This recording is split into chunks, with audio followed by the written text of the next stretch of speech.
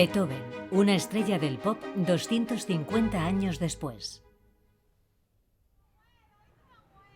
La música es como un sueño que no puedo comprender. Aunque Beethoven no pudo escuchar sus últimas obras, hoy en día millones de personas disfrutan de ellas en todo el mundo. Y después de 250 años, su estrella brilla con más fuerza que la de Beyoncé.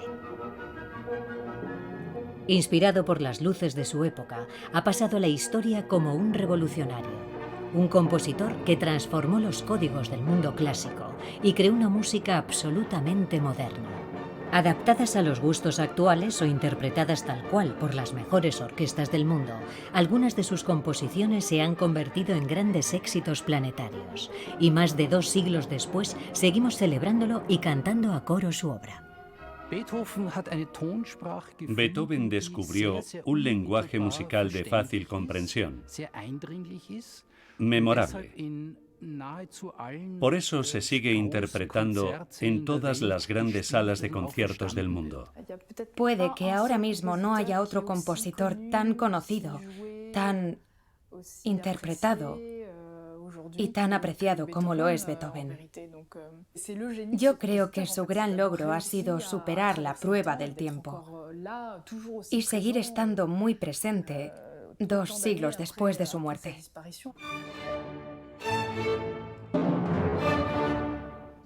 Su obra se sigue interpretando 200 años después, y no sé cuántas miles de veces al año en todo el mundo.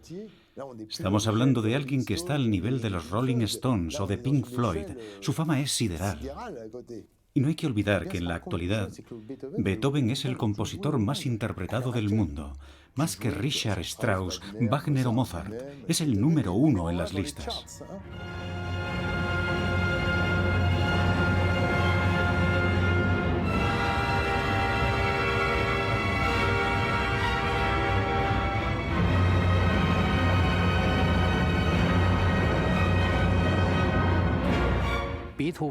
Sus sinfonías se difundieron por América casi de un día para otro. Y luego, ya en el siglo XX, gracias a la globalización, la música de Beethoven se divulgó por el resto del mundo hasta llegar a teatros y orquestas de Asia. Este éxito se explica primero porque interpretar sus composiciones es todo un reto para los músicos y además el público experimenta un gran placer al escucharlas, ya que su música se entiende de manera inmediata.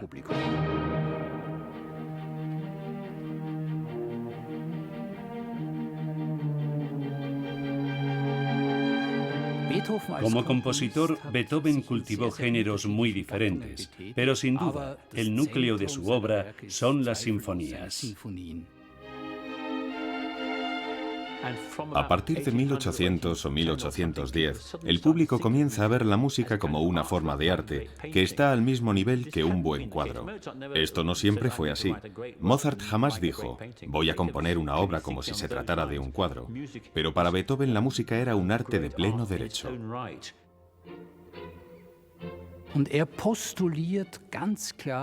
Para él, el objetivo de la sinfonía es enfrentarse a los grandes desafíos de su época. Se trataba de una apuesta de orden estético. ¿Cómo puedo tratar este tema con música, con la pureza de la música, sin texto, sin transmisión verbal? Esa es la idea que tenía en la cabeza cuando compuso la tercera sinfonía.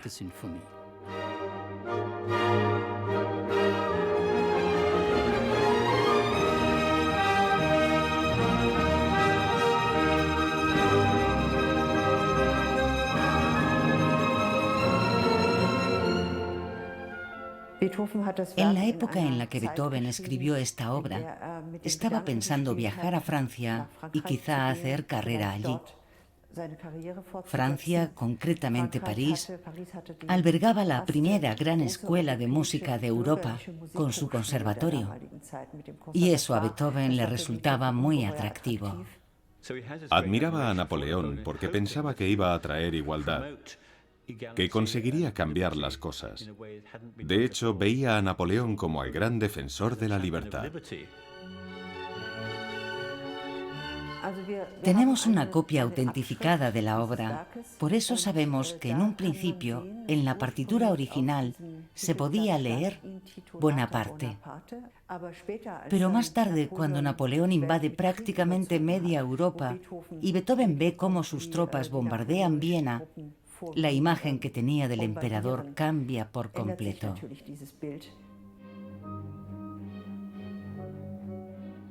Cogió la portada de la sinfonía y en el margen superior donde había escrito Bonaparte, tachó el nombre con tanta fuerza que hizo un agujero en el papel.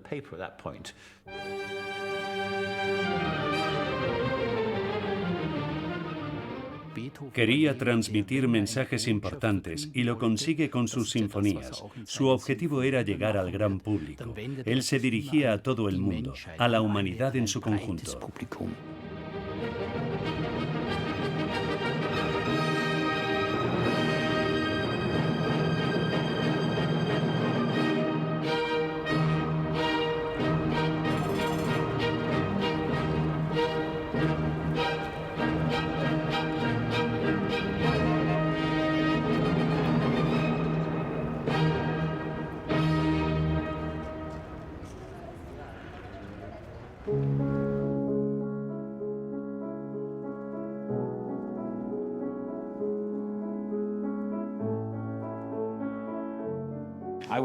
Estuve en un concierto de la Sinfónica de Johannesburgo la semana pasada y fue maravilloso ver a mi alrededor a muchísima gente joven. Había negros, indios, asiáticos, blancos, daba igual. Multitud de rostros atentos a la música de Beethoven. Y cuánto placer reflejaban sus caras. No hay prejuicios con respecto a su obra. No hay nadie que se sienta excluido al escucharla. Todo el mundo puede disfrutar de ella. Y si decides sumergirte en su música, hay muchas cosas maravillosas que descubrir.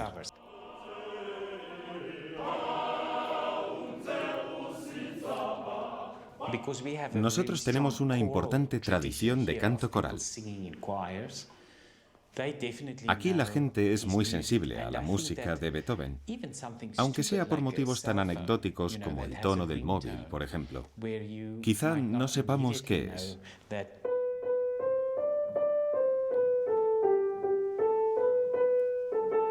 Pero en cierta forma reconocemos la melodía y pensamos, me suena, lo he oído antes.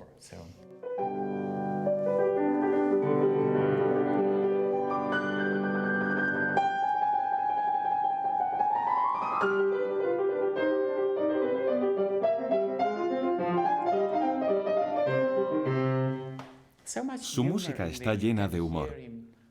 Casi podemos escuchar cómo se ríe. Y a mí me parece increíble que un compositor tan célebre como él, que estuvo sordo los últimos años de su vida, que no oía nada, sea capaz de componer y escribir una música todavía mejor que la que creó cuando aún oía.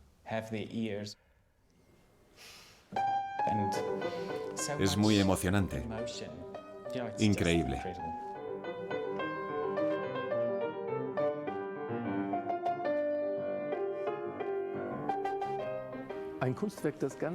La trompeta de Beethoven, de John Baldessari, es una obra de arte que se inspira explícitamente en la sordera del compositor, casi total al final de su vida.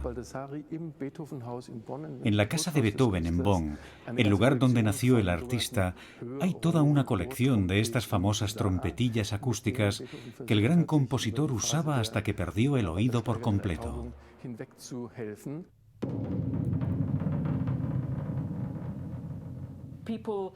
Hoy en día hablamos del músico sordo, del pianista sordo, del compositor sordo, sin pararnos a pensar lo que realmente eso significa.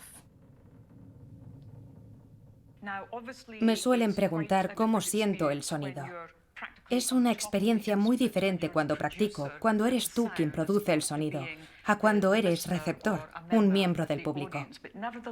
Todos podemos sentir físicamente el sonido, solo hay que prestar atención. La idea es abrir el cuerpo como si fuera una caja de resonancia.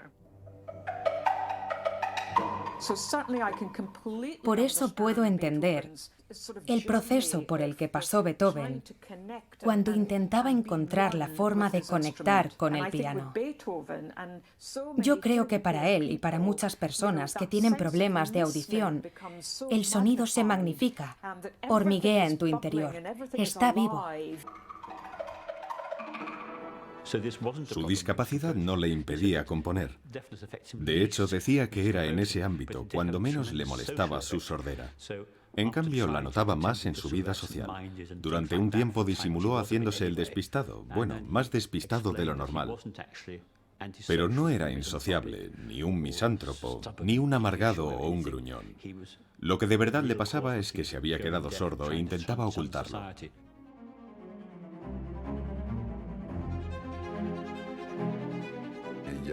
Según el mito y alguna que otra teoría, fue precisamente ese distanciamiento de las personas, debido a su sordera, lo que le permitió crear una obra musical tan inaudita en el sentido literal de la palabra. Eso no se puede probar, claro, porque bueno, ¿cómo saber qué habría pasado si Beethoven no se hubiera quedado sordo? ¿Habría compuesto la novena sinfonía? Es una hipótesis interesante, pero imposible de resolver.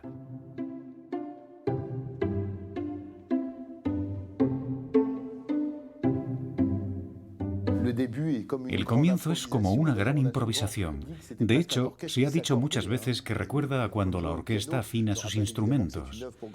Es una composición para orquesta y solo con el piano queda muy limitada, pero para que se hagan una idea...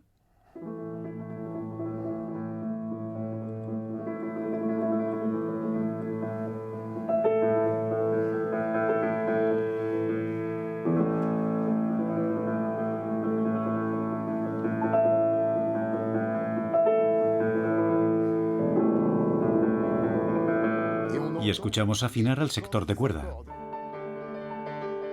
con notas falsas en el acorde, notas que son extrañas al acorde original, y después de golpe aparece esto.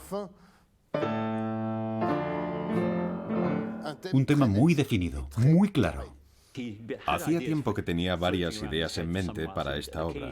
En 1823 se puso a ello en serio y necesitó casi un año para terminarla. Había mucha expectación por escuchar su nueva sinfonía, porque tardó bastante.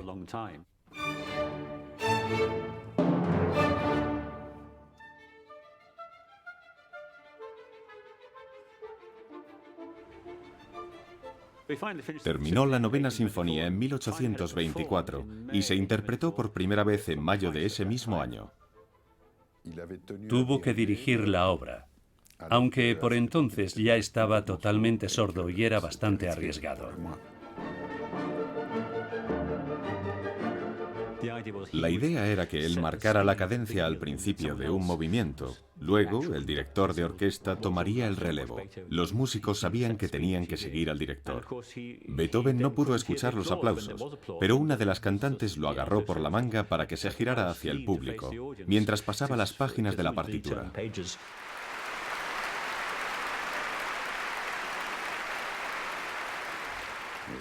Y aunque no oía nada, sí notaría el entusiasmo del público en sus rostros, en sus gestos.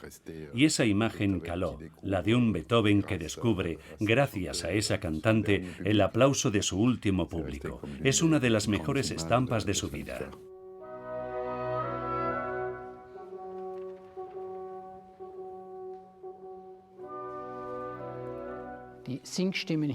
Los tres primeros movimientos respetan el esquema clásico de una sinfonía, es decir, que solo los interpreta la orquesta.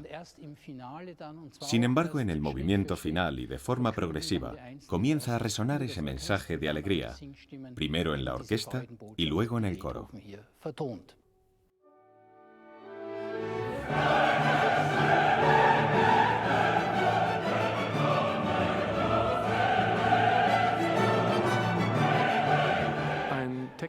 El cuarto movimiento habla de fraternidad, de filantropía, de alegría y amistad.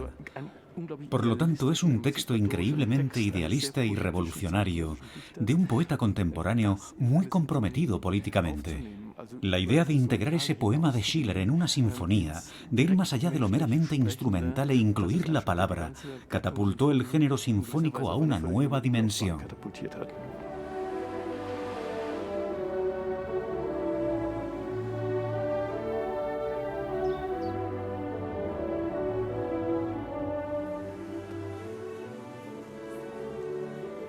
En Japón suelen organizar representaciones masivas de la Novena Sinfonía. La idea es tener un coro enorme.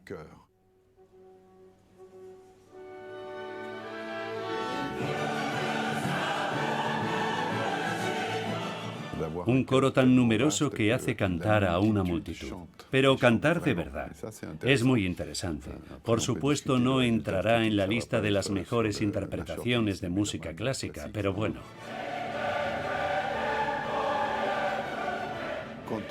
Se han hecho interpretaciones de la Novena Sinfonía con coros no de 80 ni de 100 personas, sino de 1000. Y creo que es una forma de decirle a Beethoven: te quedaste corto. Vamos a hacer que cante todo el mundo. Su música actúa casi como una droga en nosotros. Nos traslada a otro lugar y provoca emociones fuertes en la gente. Tiene tantas virtudes, ya sea en un sentido negativo o positivo, que desde luego podemos acabar abusando de ella.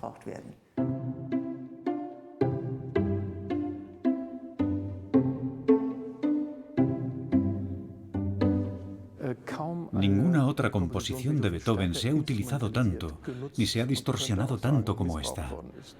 Por ejemplo, por Mao, por Hitler o Lenin. Es una música que atrapa a la gente. Los nazis la utilizaron en varias ocasiones.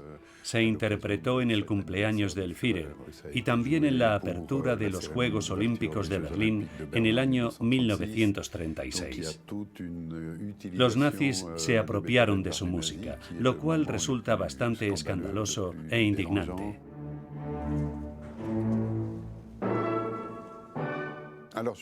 También se podrían citar otros usos políticos que se han hecho del himno de la alegría, aunque menos malos.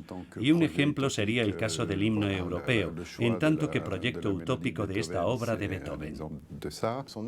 La novena es el símbolo de lo que en alemán se llama la Bruderheim, es decir, la fraternidad.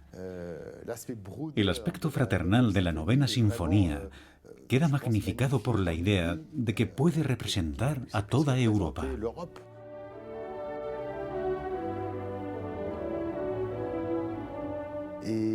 Y creo que tomar el himno de la alegría de Beethoven como símbolo de esa fraternidad entre países que han decidido no luchar más entre sí es maravilloso. Me parece muy apropiado. No se le puede dar un uso más bello.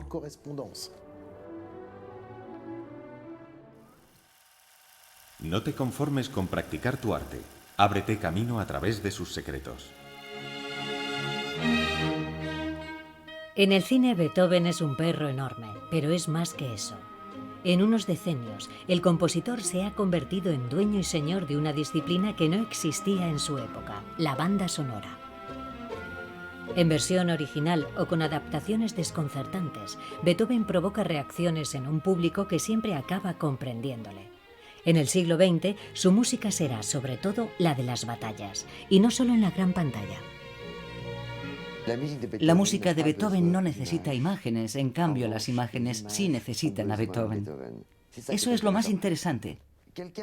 Un día alguien me dijo que Beethoven inventó la música para cine, y creo que es verdad.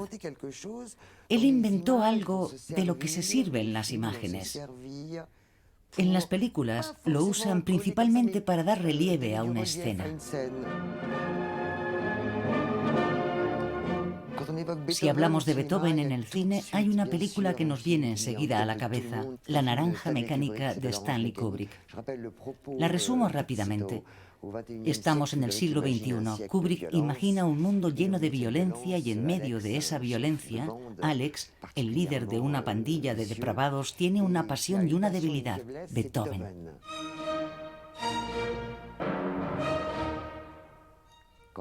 Cuando le curan de ese gusto por la violencia, lo hacen en una escena de culto en la que mantienen sus ojos abiertos y un tipo le echa gotas sin parar. Sobre una pantalla proyectan imágenes terribles. Hitler, los nazis, bombardeos, campos de concentración. Todo eso con la música que más le gusta, con la Novena Sinfonía. Él no entiende nada, grita y dice: ¿cómo me hacen esto? Beethoven nunca ha torturado a nadie. Beethoven solo compuso música.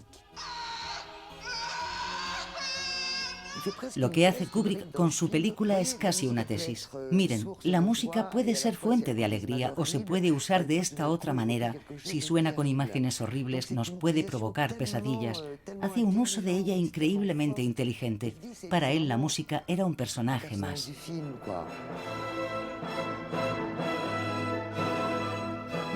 La séptima también se ha utilizado en la película británica El discurso del rey, pero al estilo tradicional no es especialmente original. Es una película de una factura muy bella en la que se cuenta la historia de ese rey que tartamudea y al final suena la séptima para resaltar que por fin consigue expresarse con claridad. In this grave, our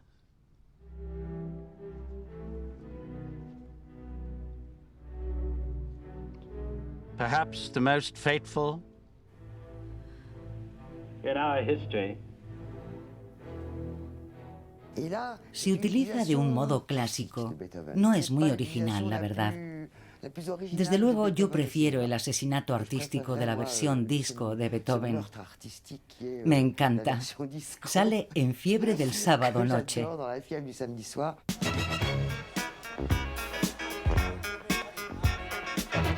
Travolta entra en la discoteca con su camisa de cuello enorme, cazadora y un cigarrillo en la boca.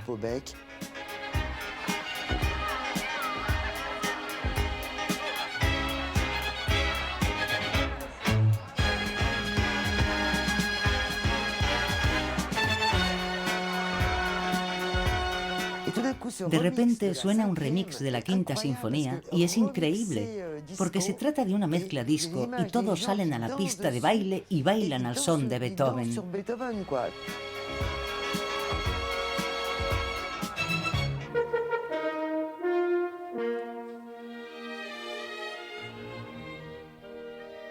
La Quinta Sinfonía es como la fuerza bruta de los elementos. Se graba a fuego en tu cabeza, porque cuando escuchas...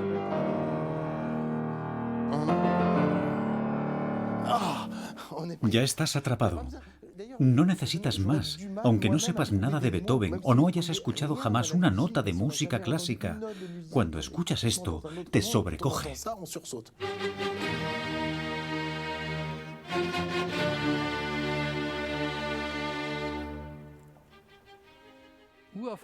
El estreno de la Quinta y la Sexta Sinfonías tuvo lugar el 22 de diciembre de 1808 y duró 4 horas.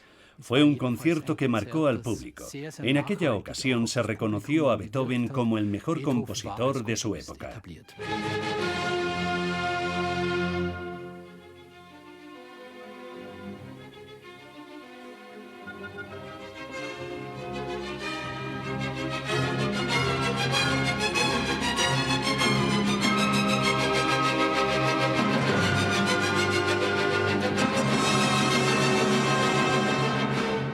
Solo habían ensayado una vez, y durante aquel ensayo no tuvieron tiempo de interpretar la Quinta en su totalidad. De modo que el día del concierto los músicos tuvieron que tocar leyendo la partitura a la luz de unas velas. Fue un caos. Muchos se dieron cuenta de que se trataba de una obra extraordinaria, pero tuvieron la sensación de que no era una auténtica sinfonía, no era como debería ser. Sin embargo, y esa es la razón por la que era algo tan extraordinario, todos fueron conscientes de que se trataba de una obra excepcional. Era algo muy nuevo.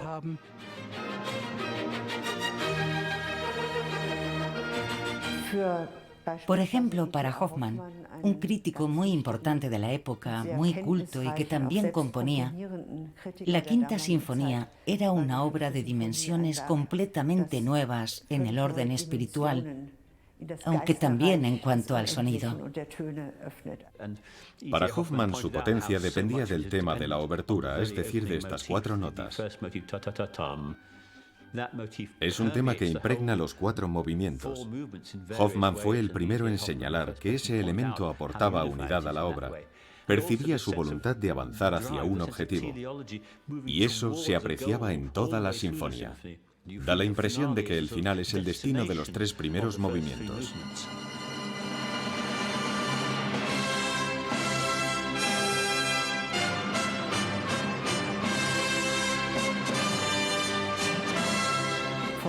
Esta última parte comienza con una fanfarria brillante. En esta sinfonía, Beethoven creó lo que más tarde se llamará en la historia de la música un final, y aquello era una novedad para la época.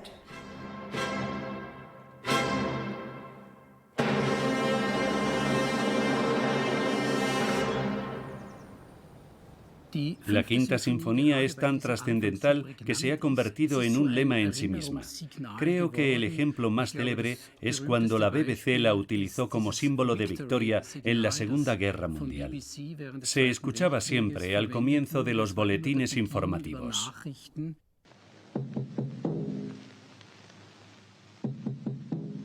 Aquí Londres. Noticias destacadas.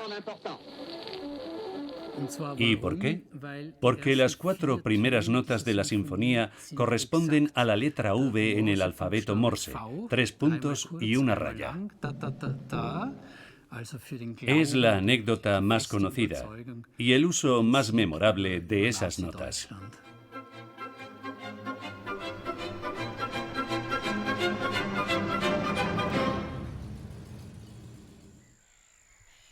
Mi dominio es el aire. Cuando se levanta el viento, mi alma se vuelve un torbellino. A Beethoven le inspiraban los árboles y el cielo, y para él el campo era su musa. Incluso hoy, su sinfonía pastoral pone ritmo a la lucha de los militantes ecologistas. Dispuesto a sacarle partido a todo, Beethoven supo encontrar su lugar entre los gurús del marketing, y ahora más que nunca, su música se funde con los más variados paisajes. Si nos fijamos en la publicidad a lo largo del tiempo y en el uso de la música clásica en ella, resulta evidente que después de la guerra, en los años 50, 60 y 70, la gran época de la publicidad, los anunciantes tenían miedo de utilizarla, porque pensaban que para vender un producto al gran público, la música clásica era elitista. Oh, don't go away, mad girls. There's still hope. Oh, there is. Well, where is it? Durante la década de los 80, la publicidad reina en la televisión y echa mano del repertorio clásico con la intención de dar al producto cierta connotación de prestigio. Los anuncios publicitarios en los que suena Beethoven tienen mayor impacto, como en la publicidad de Lanvin. Son simplemente 6 notas, apenas nada. Y sin embargo, todo el mundo reconoce la música de Beethoven. Después, toma la palabra Dalí y ya no suena la música.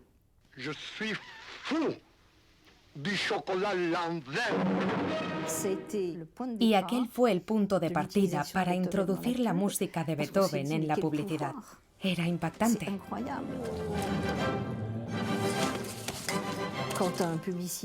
Cuando un publicista propone incluir algo de Beethoven en una campaña de publicidad, sabe que va a tocar la fibra del consumidor y que su música va a impregnar el producto que quiere vender. De modo que, en cierta forma, parece que la publicidad ha servido para popularizar algo que hasta entonces estaba reservado a las élites. Ha llevado la música clásica a sectores de la sociedad que antes no tenían acceso a ese tipo de cultura. And their 1940 Chevrolet will get them to their destination easily. Fue un artista muy prolífico, pero es que además compuso auténticos bombazos. La Sinfonía Pastoral, por ejemplo, se ha utilizado en diferentes campañas publicitarias y todo el mundo sabe que la música es de Beethoven.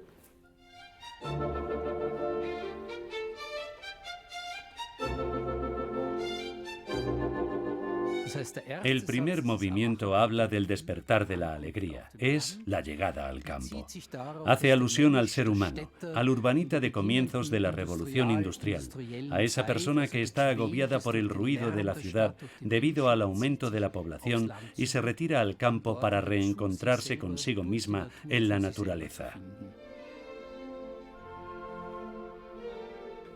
El segundo movimiento, la escena junto al arroyo, es una especie de descripción de la naturaleza. Con esta música, Beethoven no busca imitar el sonido del agua. No pretende reproducirlo tal y como es en la naturaleza. No se trata de imitar al cuco, a la codorniz o al ruiseñor, sino de poner música a los sentimientos que le inspira el paisaje.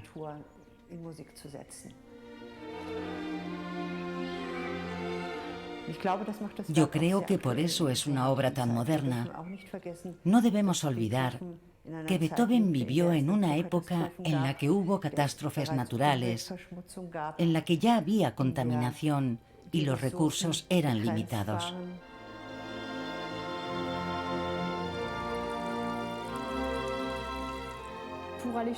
Sabemos que para inspirarse daba grandes paseos y a veces se refugiaba en la naturaleza. Cuando necesitaba inspiración se echaba cubos de agua sobre la cabeza y abría la ventana para refrescarse. Además se sentía cerca de los elementos y eso es algo que se aprecia en su música.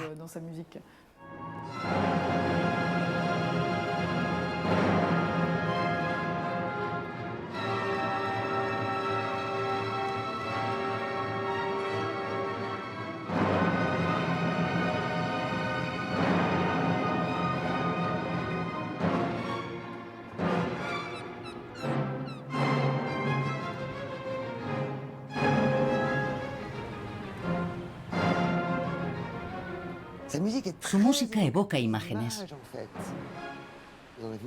Hay una película que me encanta, se titula Cuando el destino nos alcance. En ella, uno de los personajes decide morir. Está tendido en una sala circular y le muestran imágenes de paisajes con cervatillos, gamos, árboles, flores, ríos. Va a emprender su último viaje mientras contempla esas imágenes y escucha la pastoral.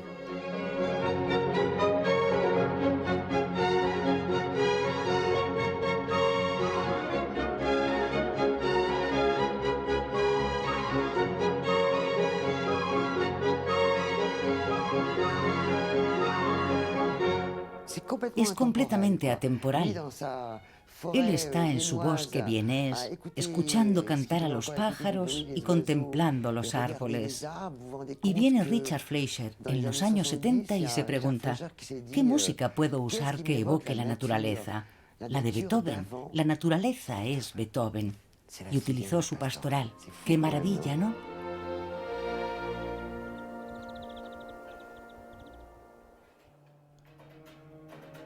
La música es una revelación superior al conocimiento y a la filosofía. Desde muy joven, Beethoven dio la espalda a sus antecesores y creó una música visionaria para su época. Tras componer 32 sonatas, comenzó a tomarse libertades y a expresar sentimientos nuevos que lo llevaron a flirtear con el romanticismo. Ante semejante herencia, algunos de sus sucesores se quedaron con la boca abierta, pero a otros les sirvió de inspiración.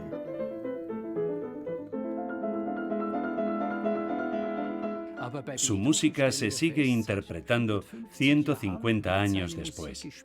Forma parte del repertorio habitual. Es moderna en el sentido de que no pasa de moda, no se ha quedado obsoleta.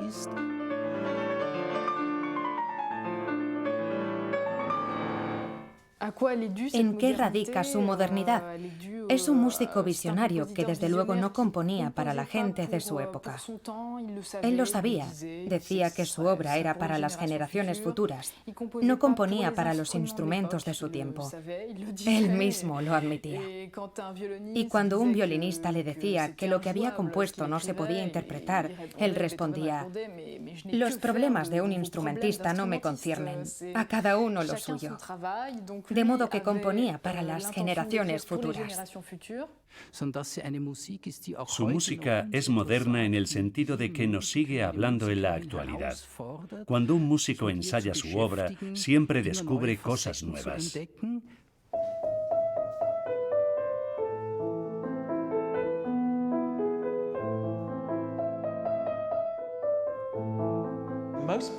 Todos conocemos Para Elisa, tal y como la acabo de tocar, pero tengo otra versión que me gusta mucho interpretar.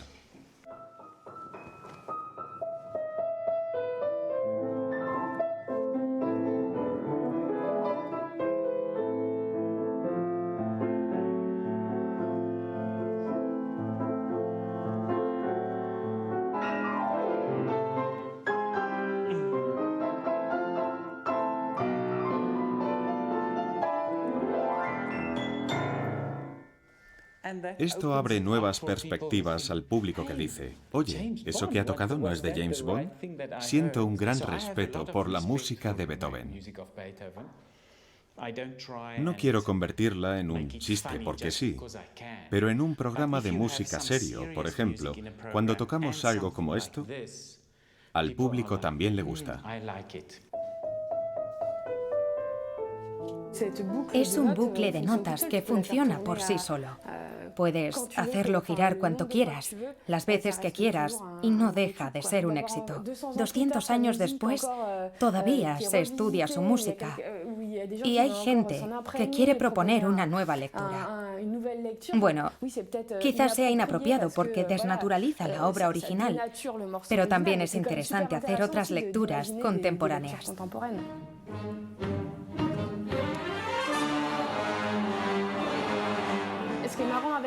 En el proyecto Beethoven, los músicos enfrentan la música de Kanye West con la de Beethoven. Y es que Kanye West es un genio de la música, como Beethoven, porque él también ha marcado una época y tiene obras atemporales. Beethoven puede conducirnos hasta la música de Kanye West.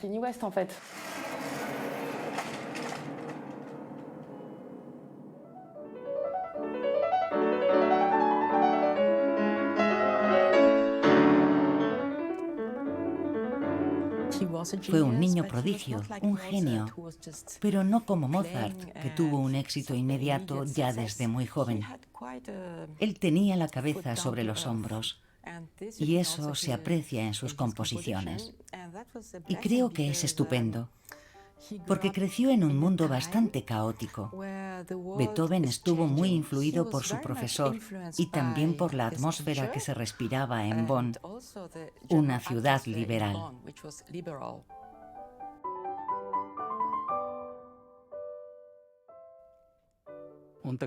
Su talento musical era más que evidente, así que el conde Waldstein le aconsejó que viajara a Viena porque en aquella época era el epicentro de la música. Los grandes compositores como Haydn o Mozart habían vivido allí.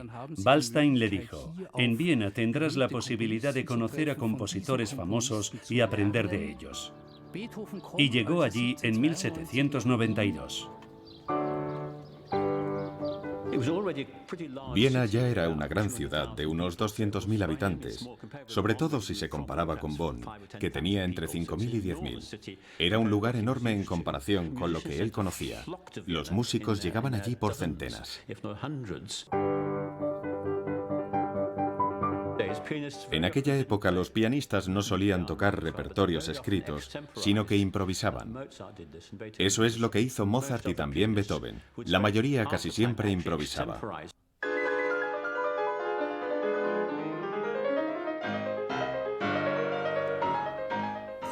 La imagen que tenemos de Beethoven es la de un hombre cuadriculado, serio, académico, a veces incluso aburrido, pero eso no es cierto. Le encantaba improvisar. Creo que para él era una manera de buscar nuevas tonalidades en el sonido. Eso era lo que pretendía.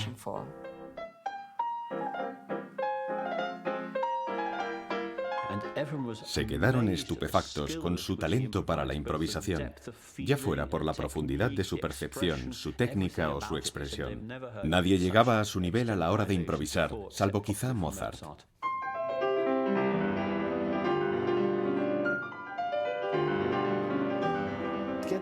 Lo interesante de las sonatas para piano de Beethoven es que son como un libro abierto sobre su vida y la evolución de su estilo.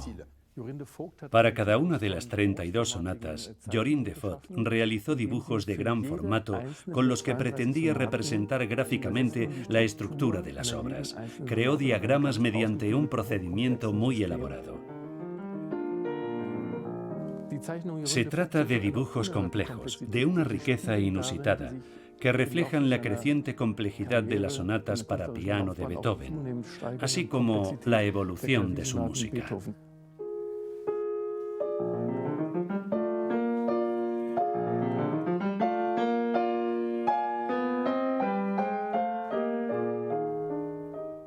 Sus 3 primeras sonatas se las dedicó a Joseph Haydn.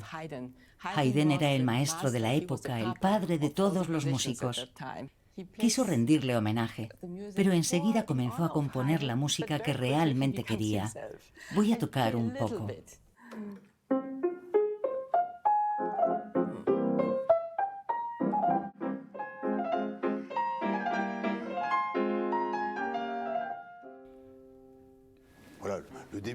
Al comienzo del primer movimiento, es fácil identificar ese carácter un tanto juguetón y su lenguaje de una factura formal muy clásica y postmozartiana. Pero enseguida se dio cuenta de que si seguía el estilo de Mozart, no podría igualarlo, porque no se le daba tan bien como a él. Y eso le permitió dejar de lado su influencia para acabar descubriendo su propio estilo.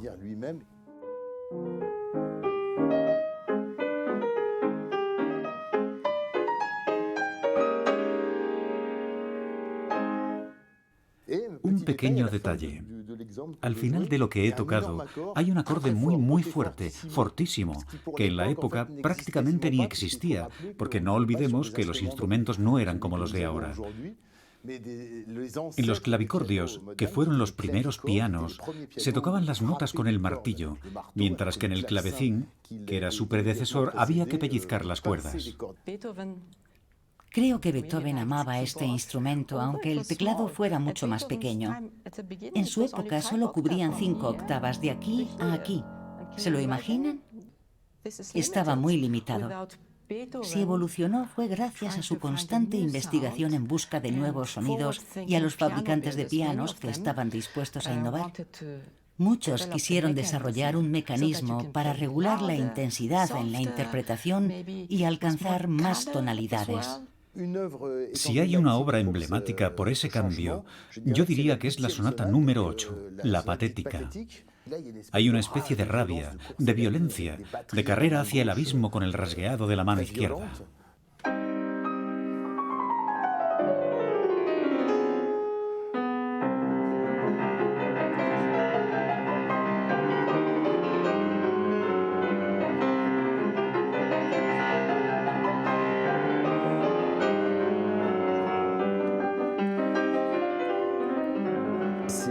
Es muy nuevo, diferente, y creo que la gente se sentía como transportada por una ola de sonido, de pasión, y eso era algo nuevo en la historia de la música. Y si avanzamos un poco hacia finales de siglo, llegamos a una sonata muy célebre entre todos los pianistas, tanto profesionales como amateurs. Se trata de la famosa Sonata 14, Claro de Luna.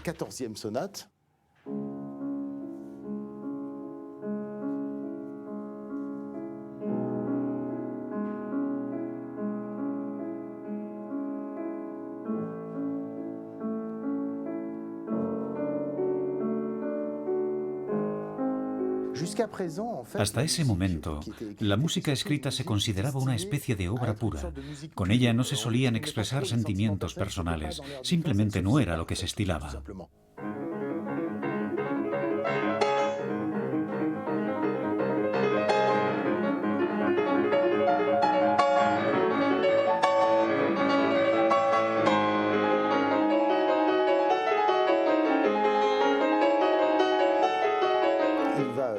Beethoven fue uno de los primeros en expresar todos los sentimientos humanos. Y es justo eso, la expresión de los sentimientos, lo que caracteriza el romanticismo. A partir de ese momento es cuando entramos, en 1804, en el romanticismo.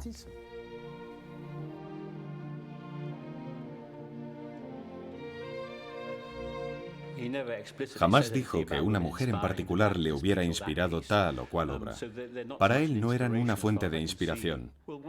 Uno de sus amigos decía que siempre estaba enamorado de alguien, pero no le duraba mucho. Nunca se casó. Daba 2 pasos hacia adelante y 3 hacia atrás. Decía que no era el momento. Pidió matrimonio en 2 ocasiones y en las 2 le rechazaron. Siempre se solía enamorar de jóvenes nobles y muchas veces se trataba de estudiantes que jamás tendrían ninguna relación con un hombre como él. En realidad, Beethoven era bastante mujeriego. Desde luego, no era el marido ideal.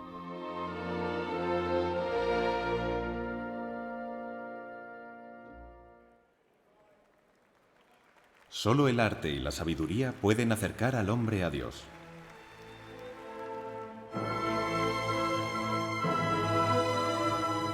Héctor Berlioz ve en Beethoven al elegido de Dios. Bajo la pluma de Paul Claudel, el compositor se convierte en su igual. Y finalmente, en la obra de Leo Ferré, se dice que Dios es Beethoven. ¿Quién da más?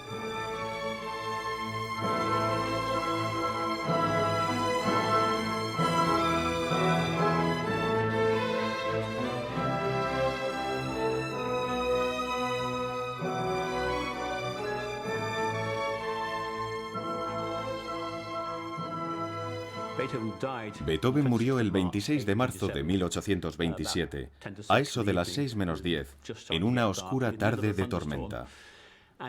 Su funeral tuvo lugar 3 días después. Entre los artistas, Beethoven fue la gran excepción, porque sus funerales fueron como los de un auténtico príncipe. Según cuentan, parece que la mitad de Viena acudió a despedirse de él.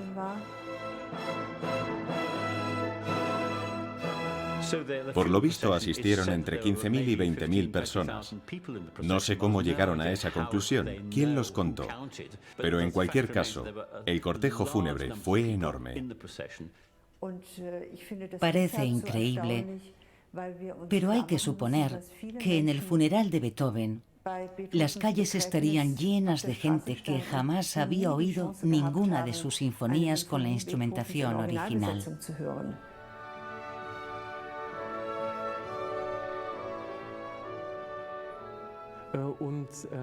Su casa, donde murió en el año 1827, se encontraba en el barrio de Alsergrund y se convirtió en un centro de peregrinaje. Cuando en 1902, unos 70 años después de su muerte, corrió el rumor de que se iba a derribar el edificio, sus admiradores se opusieron. No lograron evitar la demolición del inmueble. Sin embargo, lograron salvar el parqué o los marcos de las puertas, y ahora todo aquello forma parte de las colecciones históricas de la ciudad de Viena. Era el suelo que Beethoven pisaba antes de morir.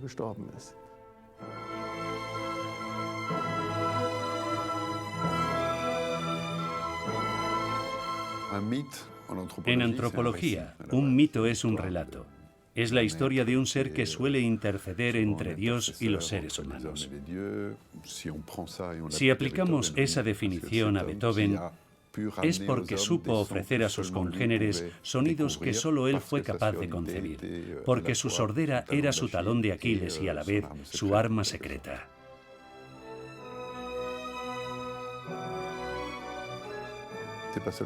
Yo diría que no solo es un mito, también es un icono, con esa imagen de hombre despeinado, con el ceño fruncido, pero con cierto aire divertido. No es de extrañar que Andy Warhol hiciera un retrato de Beethoven como el de Marilyn, porque Warhol entendía cuál era el poder de un icono. Y tenemos su música, así que es un mito, un icono y además una experiencia estética, y eso le da un gran poder en el mundo de la cultura.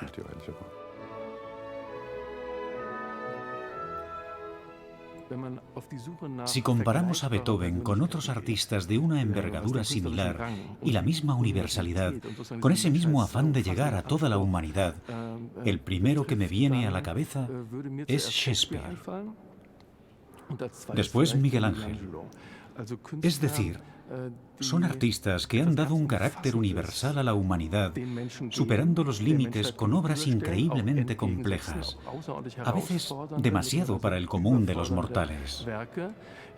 Creo que hay pocos músicos que, como Beethoven, compusieran siempre al límite de sus posibilidades e incluso más allá.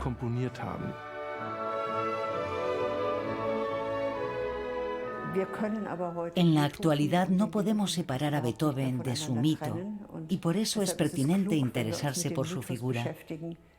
La talla del personaje y la inmensidad de su obra no dejan a ningún músico o compositor indiferente. Su dominio del mundo musical es total. Siempre será, por así decirlo, un modelo a seguir o a evitar. Dicho de otra forma, nos podemos inspirar en Beethoven o podemos componer contra Beethoven. Pero desde luego, nadie supera a Beethoven.